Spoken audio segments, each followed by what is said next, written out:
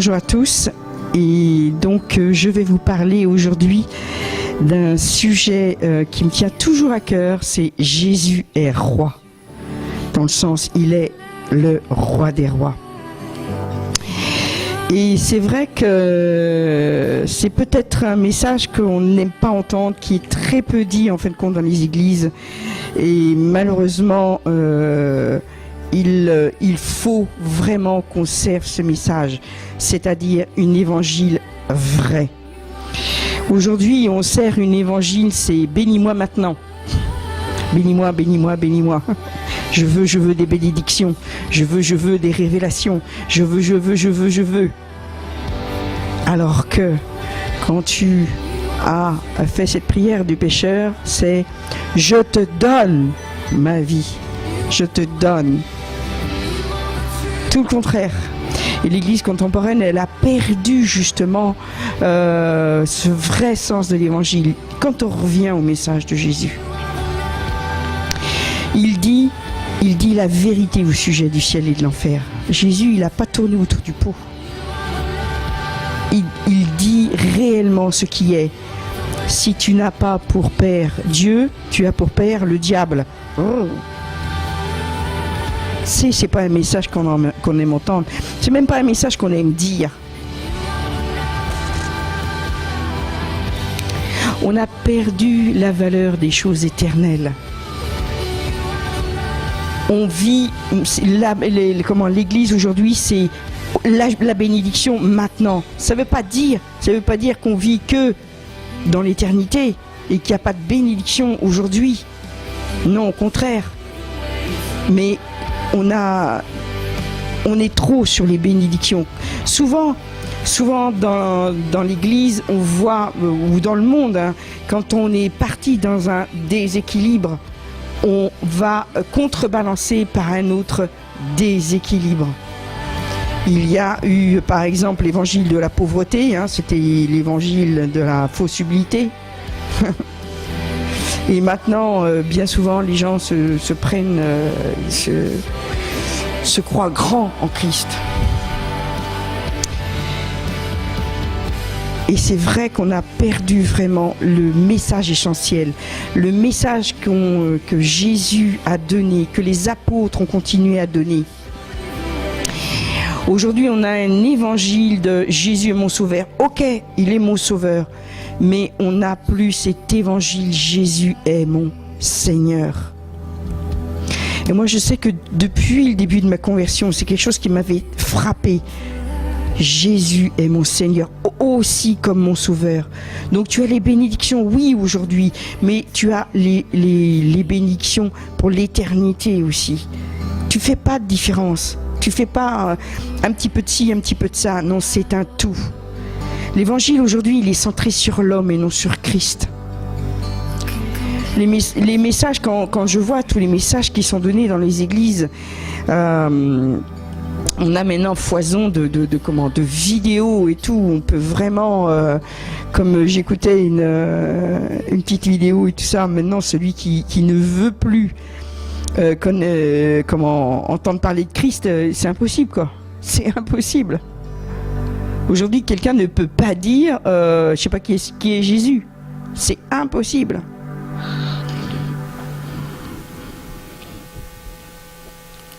On a besoin de se recentrer. On est trop accro aux révélations, aux bénédictions et tout. Oui, c'est bien. Moi-même, je ne désire que la bénédiction pour le peuple de Dieu. Mais si on perd de vue le ciel et l'enfer, parce que l'un ne va pas sans l'autre, on va vivre une petite vie bien rondouillarde, justement, sur la terre, avec notre petite religion. Et quand on est trop, quand on sert ces messages de bénédiction, je vois, il y a beaucoup de personnes qui connaissent mal l'évangile justement, et je vois tout ce qu'elles recherchent, tout ce qu'elles me demandent, mais il y aura des prières de guérison. Il y aura des prières de guérison. Il y aura des révélations. Tu vas parler pour moi, hein? Waouh. Je dis, c'est pas l'évangile qu'il cherche. C'est la guérison, c'est la bénédiction. C'est je veux un conjoint, je veux un boulot, je veux de l'argent. Je veux être en bonne santé.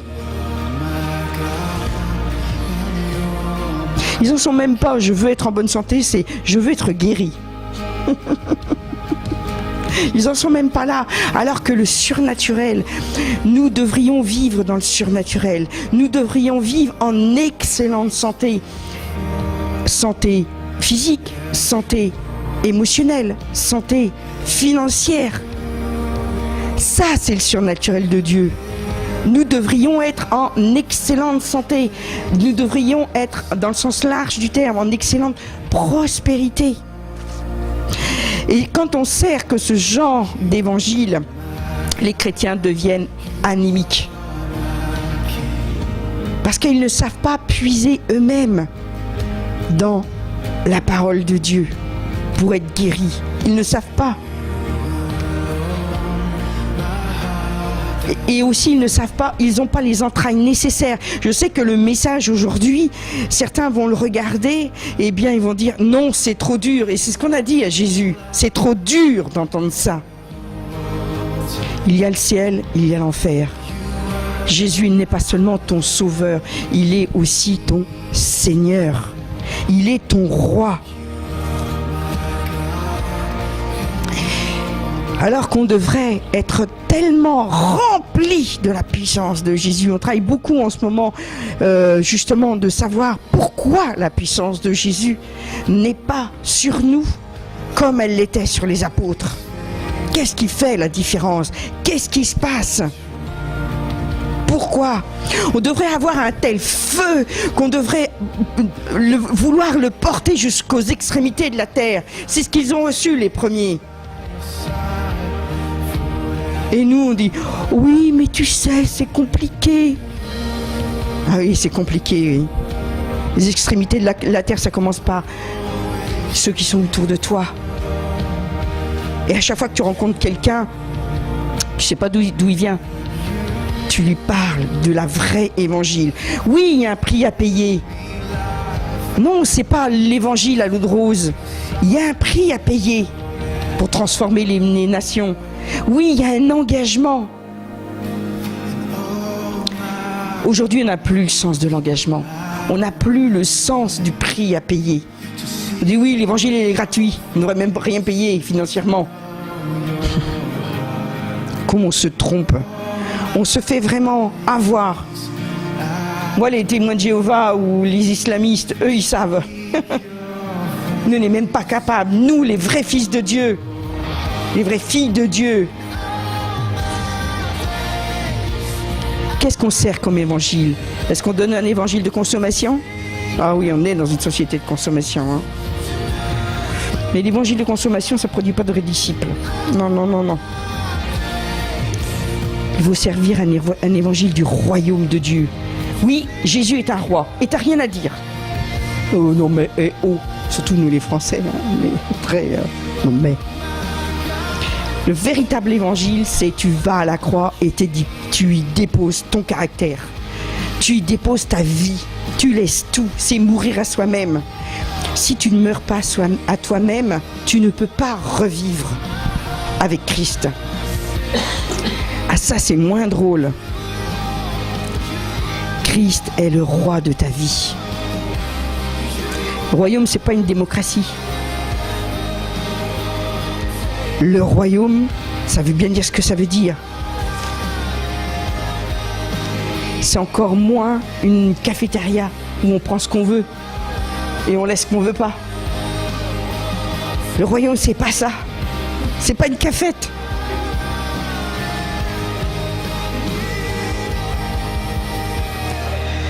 Mais c'est vrai, la croix n'attire personne. Et pourtant, Paul le disait. Premièrement, ce que nous devons prêcher, c'est la croix. Ça veut dire quoi? Tu dois mourir à toi-même. Si le grain de blé ne meurt, tu ne peux produire beaucoup de fruits. Mourir à soi-même, ça veut bien dire ce que ça veut dire. Mourir à notre petit confort, mourir à ce qu'on aime. Jésus, il ne cherche pas à être élu, hein. Lui, il n'a pas de problème avec le rejet. Hein. Si tu l'aimes pas, c'est ton problème à toi. Il n'a aucun problème, il n'a aucun complexe de rejet, Jésus. Lui seul est roi et Dieu. Lui seul a le droit de gouverner sur ta vie. Lui seul. Lui seul a le droit de t'envoyer où bon il lui semble. Lui seul a le droit de te dire ce que tu dois faire, même si ça ne te plaît pas. Lui seul. Ah, ça c'est moins drôle. On voit un très bel exemple dans Jean 6, versets 5 à 13.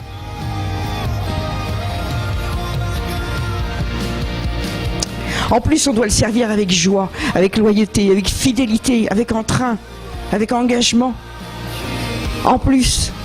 Et c'est comme ça que nous avons donné notre vie à Jésus. Si tu as donné ta vie à Jésus, ne la reprends pas. Si tu n'as pas encore donné ta vie à Jésus, donne-lui sans réserve, parce que c'est ou le ciel ou l'enfer. Tu n'as pas d'alternative. Purgatoire, c'est une pure invention. Quand tu seras là-bas, tu ne pourras plus. Il n'y aura plus le choix. C'est aujourd'hui. Le temps de la grâce est en train de se terminer. C'est aujourd'hui qu'on doit prendre une décision de vivre avec lui ou sans lui. Aujourd'hui, dans ce qu'on voit dans les églises, c'est une catastrophe. Il y a beaucoup de soi-disant chrétiens. C'est malheureux à dire. Si c'est ton cas, il faut vraiment que tu te remettes devant la croix. Vraiment, vraiment t'engager à suivre le Seigneur et uniquement lui. Dans Jean 6, verset 5-13, on voit Jésus qui nourrit les foules. Jésus leva les yeux et vit qu'une grande foule venait à lui.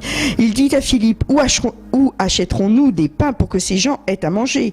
Philippe lui répondit, 200 deniers de pain ne suffiraient pas pour que chacun en reçoive un peu. Un de ses disciples, André, frère de Simon-Pierre, lui dit, il y a ici un jeune garçon qui a 5 pains d'orge et 2 poissons. Mais qu'est-ce que cela pour tant de gens? Jésus dit, faites installer ces gens. Il y avait beaucoup d'herbe en ce lieu. Ils s'installèrent donc au nombre d'environ 5000 hommes. Pas une paille, hein. Ce qui veut dire 5000 hommes, c'est qu'il y a au moins pratiquement 5000 femmes derrière et encore plus d'enfants parce que les Juifs étaient nombreux et les Grecs aussi, hein. Jésus prit les pains, rendit grâce et les distribua à ceux qui étaient là. Il fit de même pour les poissons autant qu'ils en voulurent. Lorsqu'ils furent rassasiés, il dit à ses disciples, ramassez les morceaux qui restent pour que rien ne se perde. Ils ramassèrent donc, ils remplirent 12 paniers avec les morceaux de 5 pains d'orge qui restaient à ceux qui avaient mangé. Waouh! Jésus, quelle magnifique multiplication, quel magnifique miracle! Il a nourri au moins 15 000 personnes là, avec 5 pains d'orge et 2 poissons. Comment as-tu fait, Seigneur? Tout le monde voudrait voir ça. Moi, je voudrais bien voir ça. Allez, hop, sortez-moi 5 pains là et 2 poissons. Je multiplie. Merci, Seigneur. Il a simplement rendu grâce. La gloire de Dieu est descendue. Et tout le monde veut voir la gloire de Dieu. Tout le monde veut voir ça. Tout le monde veut voir les foules guéries quand on reprend tout ce que Jésus a fait sur cette terre. Mais Seigneur, qu'est-ce qui manque pour que ça se passe? La dimension peut-être du royaume, la dimension du ciel et de l'enfer, la dimension que Jésus est roi et doit régner sur ta vie, que tu lui dois tout. Tu lui dois tout. Regardez ce que Jésus dit, et là ça casse, moi je trouve, en Jean 6, juste après, verset 26. Il vient de faire un extraordinaire miracle. Et qu'est-ce qu'il va dire? Jésus leur répondit, amen, amen, je vous le dis, vous me cherchez, non pas parce que vous avez vu des signes, mais parce que vous avez mangé des pains et que vous avez été rassasiés. Les gens le cherchaient simplement pour avoir de la nourriture. On parle de nourriture terrestre et non céleste. Simplement pour ça, les gens s'amassaient autour de Jésus, pour être nourris de pain et de poisson. Quand on regarde ce verset, moi j'avais pas fait aussi attention à ça. Vous ne me cherchez pas pour avoir des signes, non, pour avoir de la nourriture. Mais si Jésus avait été là devant moi, c'est pas du pain et des poissons que je lui aurais demandé. Jésus, fais-moi voir ta gloire. Révèle-moi ta parole, je sais pas. Donne-moi la sagesse pour que je puisse faire ce que tu veux que je fasse. C'est ça que je lui aurais demandé, moi, certainement. Moi, cette prière de Salomon, je l'ai souvent fait mienne. Mais Seigneur, mais donne-moi de la sagesse. On est tellement fous, nous les hommes. On est tellement insensés. Donne-moi de la sagesse. Ta sagesse. Et quand on regarde le contexte, juste avant, si vous voulez aller voir le début de Jean 6, vous allez voir que Jésus, qu'est-ce qu'il vient d'apprendre? La mort de son cousin Jean le Baptiste. En réalité, juste avant cela, il avait la veille au soir, il venait d'apprendre que Jean, son cousin, était mort, qu'il avait été décapité. Et il s'est retiré dans une barque et il pleurait. Parce qu'il était triste et c'est normal. Et en fin de compte, juste quand il sort de la barque, Jésus leva les yeux et vit une grande foule. Est-ce qu'il va penser, écoutez, c'est pas le moment là, laissez-moi tranquille. Non, c'est pas le moment. Qu'est-ce qu'il voit? Il voit une foule affamée. Et il a compassion, il est ému, il pense pas à lui. Et nous, bien souvent, est-ce qu'on pense à nous ou à lui? On a vraiment besoin de nous recentrer. Oui, c'est vrai, à l'époque, les gens avaient faim, ils étaient sous l'oppression romaine et tout. Ils avaient pas de quoi se nourrir, ils avaient rien et tout. Ils étaient vraiment dans une situation vraiment terrible. Ok. Et c'est normal qu'ils veuillent satisfaire leurs besoins primaires. Est-ce que nous, c'est le cas? Aujourd'hui, il y a des pauvres, c'est vrai. Et il y en a vraiment beaucoup. Il suffit de regarder et on les voit. Mais c'est surtout aujourd'hui, on est sans espoir. Mais à l'époque aussi, ils étaient sans espoir. Ils attendaient un Messie, ils attendaient un nouveau roi, mais ils pensaient qu'ils allaient avoir un roi qui allait changer tout ça terrestrement. C'est pas très français, mais c'est pas grave.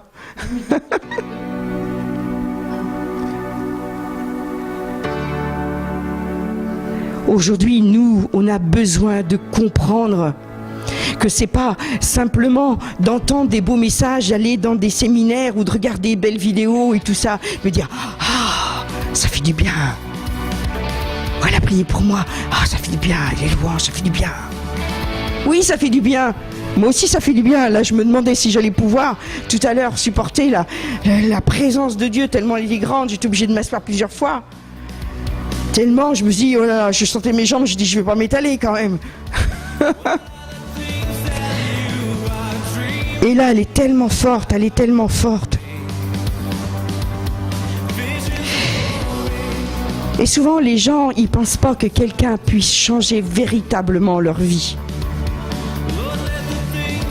Beaucoup trop viennent à Jésus parce qu'on leur sert un message. Tu vas voir, Jésus va changer tout dans ta vie. Tu vas voir, tu vas être bien et tout. Tu dois servir le véritable message, le message de l'évangile. Les chrétiens d'aujourd'hui ne pensent pas à l'éternité. Arrêtons de vendre un message évangile, marketing. Ici et maintenant, c'est très moderne ça. Ça fait partie de la psychologie d'aujourd'hui. Ici et maintenant. C'est terrible avec la psychologie. La psychologie a été tirée de la Bible. Vous savez que toute la psychologie a été tirée de la Bible. On a enlevé Dieu et on a gardé tous les enseignements. Et puis maintenant, ils remettent la psychologie dans la Bible. dans leur vie chrétienne. Non, ça c'est impossible. Psychologie, elle est dénuée de la vie de Dieu. Et c'est vrai qu'on est tellement habitués à vivre dans cette société de consommation, dans les pays occidentaux, à vivre dans je veux plus et tout, même si je fais des dettes, c'est pas grave, hein. On vit dans des dettes financières incroyables. Mais non, bon, c'est pas grave, de toute façon, si j'ai des dettes et tout, je me mettrai en surendettement et tout, on va effacer ma dette et tout. Il y en a beaucoup qui pensent comme ça, hein. Je vais travailler quelques mois, puis j'aurai les allocs, et puis c'est une catastrophe. On a besoin de voir Jésus vivre véritablement dans nos vies. On a besoin de retourner à ce véritable évangile. Dans Apocalypse 3, dans le début de l'Apocalypse, on a, vous savez, les lettres aux 7 églises. On va s'attarder sur la dernière, Apocalypse 3, versets 14 à 22. Que celui qui a des oreilles entende ce que l'Esprit dit aux églises. On a véritablement besoin d'entendre le véritable évangile. Apocalypse 3, versets 14 à 22. À l'ange de l'église de Laodicée écrit: voici ce que dit l'Amen, le témoin fidèle et vrai, le commencement même de la création de Dieu. Jésus en personne, hein. Je connais tes œuvres. Ah oui, c'est bien ce que Jésus te dit. Je connais tes œuvres. Je sais bien que tu n'es ni froid ni bouillant. Si seulement tu étais froid ou bouillant. Ainsi, parce que tu es tiède et tu n'es ni bouillant ni froid, je vais te vomir de ma bouche. Moi, ce verset m'a toujours terrifié. Mince, le même sort est réservé au froid et au tiède. Oh! Je vais te vomir de ma bouche. Parce que tu dis, je suis riche, je suis devenu riche, je n'ai besoin de rien. Et souvent dans l'église, dans le monde, c'est normal. Mais si on vit comme le monde, c'est un gros problème. Je suis devenu riche. Je n'ai besoin de rien. Sans savoir que toi-même, tu es misérable, pitoyable, pauvre, aveugle et nu. Il ne va pas avec le dos de la cuillère, hein, Jésus, hein. Je te conseille de m'acheter de l'or purifié par le feu, afin que tu deviennes riche, des vêtements blancs afin que tu sois habillé. Oui, Jésus nous parle de sainteté. Oui, Jésus nous parle de fidélité. Oui, Jésus nous dit de l'or purifié. C'est quoi l'or purifié par le feu? C'est toi-même. Tu dois être purifié, sanctifié, consacré. Dieu te dit toujours la même chose, afin que tu sois habillé, que la honte de ta nudité ne devienne pas manifeste. Si tu n'es pas habillé de la gloire de Jésus, des œuvres de Jésus, de la consécration, comme on disait l'autre jour, ce verset qui... Wow. Soyez parfaits comme mon Père Céleste est parfait. Oui, la barre est haute. Mais tu dois tendre à ça.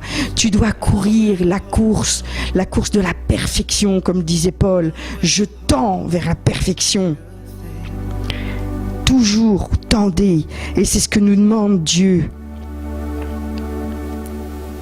Il faut que tu vois ta nudité. Il faut que tu vois là où tu n'es pas, où les domaines où Dieu n'est pas roi dans ta vie.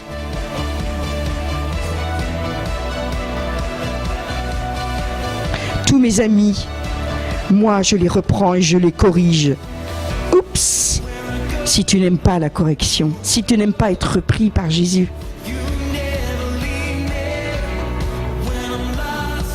tu n'es pas l'ami de Dieu. Moi j'aime être l'ami de Dieu. Qu'est-ce qu'il écrit après? Passionne-toi, donc change radicalement. Si tu es un véritable enfant de Dieu, tu dois être passionné.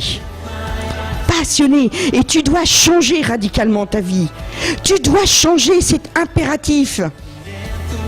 Je me tiens à la porte et je frappe. Si quelqu'un m'entend et ouvre la porte, j'entrerai chez lui. Je dînerai avec lui et lui avec moi. Le vainqueur, je lui donnerai de s'asseoir avec moi sur mon trône. Comme moi-même, j'ai été vainqueur et je me suis assis avec mon Père sur son trône. Que celui qui a des oreilles entende ce que l'Esprit dit aux églises. C'est toujours la même chose. Ouvre tes yeux pour voir ta nudité, pour voir ce qui ne va pas dans ta vie. Ouvre tes yeux, ouvre tes oreilles, ouvre ton entendement. Il est grand temps de servir le véritable évangile. Il est grand temps de parler du ciel et de l'enfer.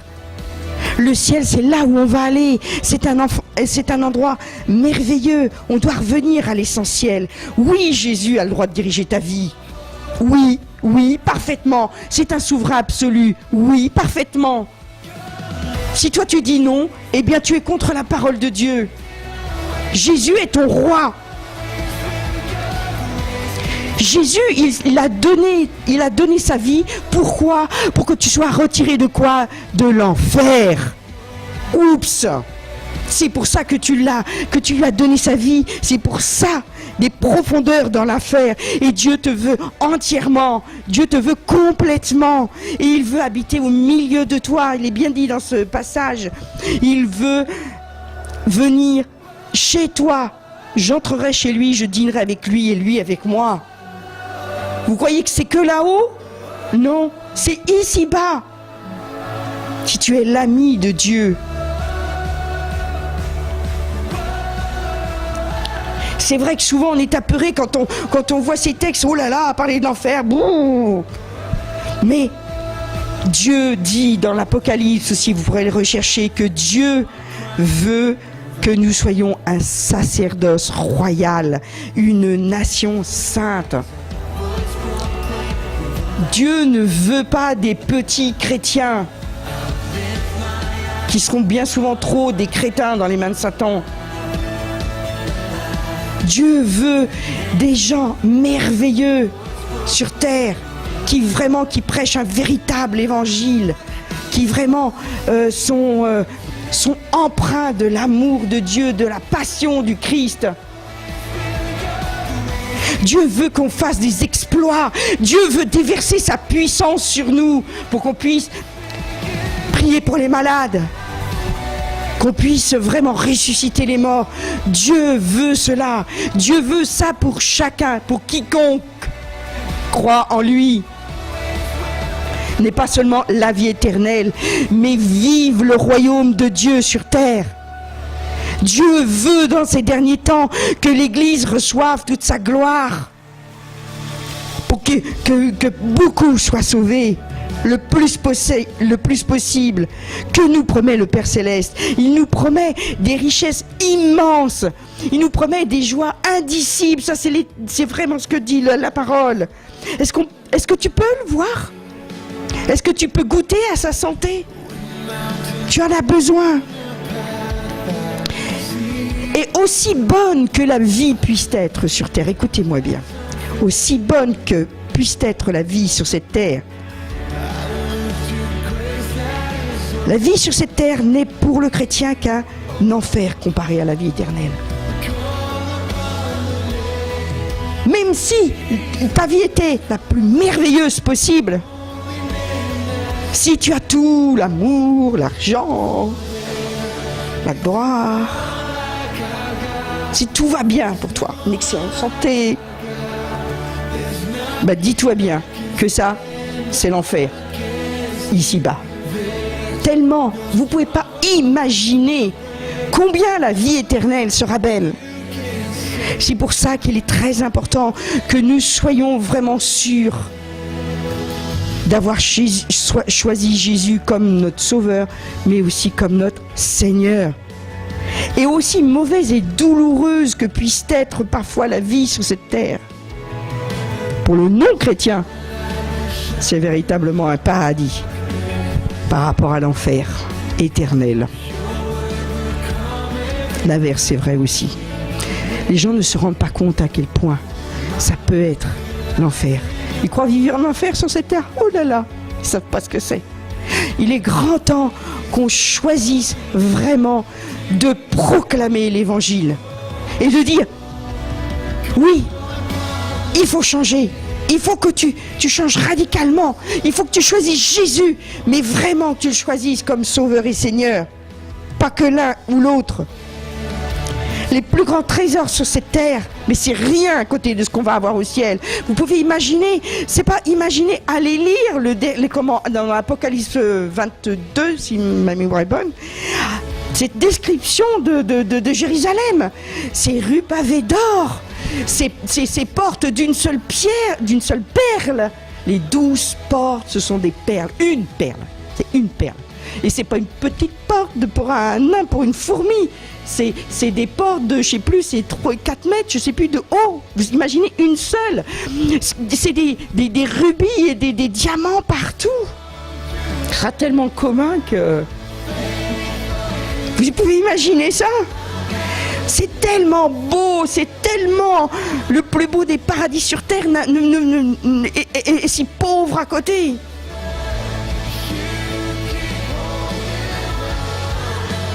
Ça, c'est la réalité. C'est vraiment la réalité. On s'imagine, oui, on n'aura plus besoin de tout ça. Mais vous allez continuer à vivre, hein, après.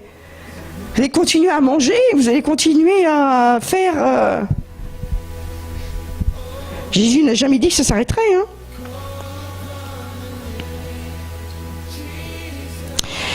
Désirons vraiment, ardemment voir le jour où nous reviendrons à un engagement sincère et vrai. La Bible, c'est pas simplement un outil où on y trouve des belles paroles de sagesse, une conduite de vie et tout, hein. C'est véritablement un code de la route. Il faut que tu vois la Bible comme un code de la route. Si tu grilles un feu rouge, imagine tout ce qui peut t'arriver. Pas seulement l'amende, mais l'accident, la mort, le handicap.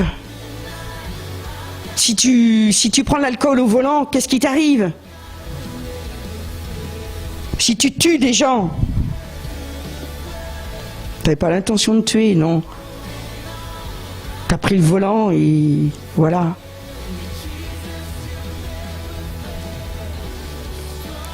La Bible, c'est ton code de la route. Il faut vraiment que tu changes. Oh, je l'ai échappé belle cette fois-ci. J'ai passé au feu rouge et tout, je l'ai échappé belle.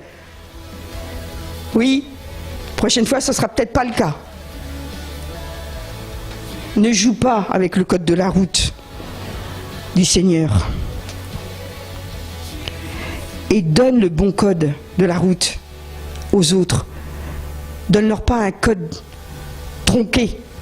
Oh, tu sais, hein, tu peux passer, hein, s'il n'y a pas de voiture, c'est pas grave. Il y a un feu rouge, mais tu peux passer quand même. Nous devons crier vraiment du haut des toits. Venez à Jésus, venez à lui, complètement. Il va vous transformer. Oui, il faut le dire, mais il faut leur dire aussi, obéissez aux Écritures.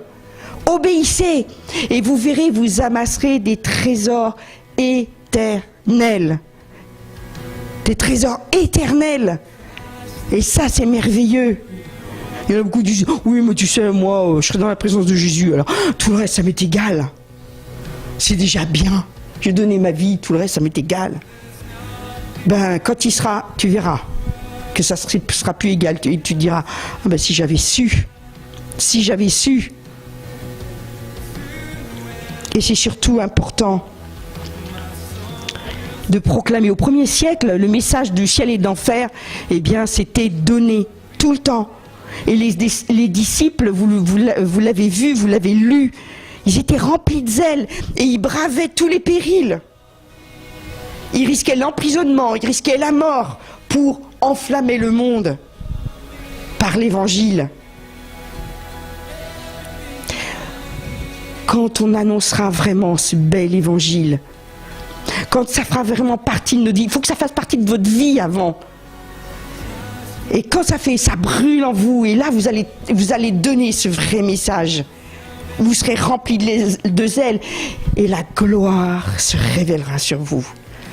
Faites plus les choses à moitié. La gloire va descendre sur vous.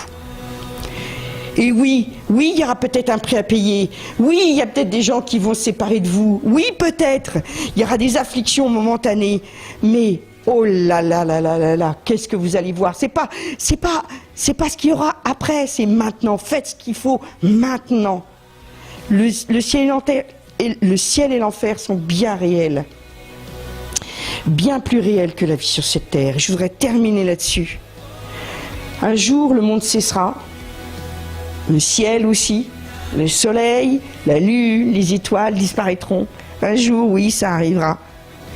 Et à ce moment-là, je vous assure, on ne pourra plus changer d'adresse. Ça sera définitif et nous y serons pour de bon.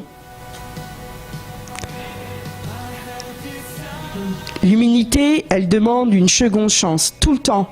Oh oui, mais accorde-moi une petite chance, je t'en prie, et tout. C'est pour ça qu'on a inventé le purgatoire, d'ailleurs.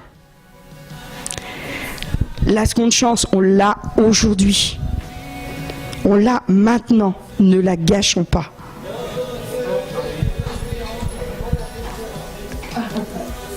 Le message de la puissance de Dieu, de la pureté, de la persévérance, ça fait partie de l'évangile. Il faut rester vraiment fidèle jusqu'au bout, jusqu'au bout. Il ne faut pas enseigner une demi-vérité. Il faut enseigner toute la vérité.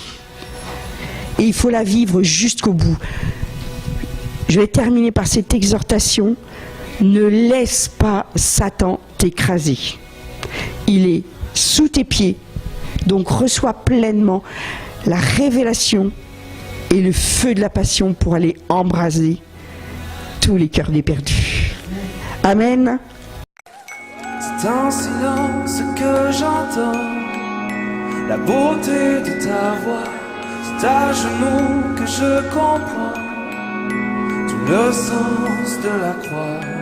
Mon Dieu reste vivant, son regard est sur moi, je ne crains rien.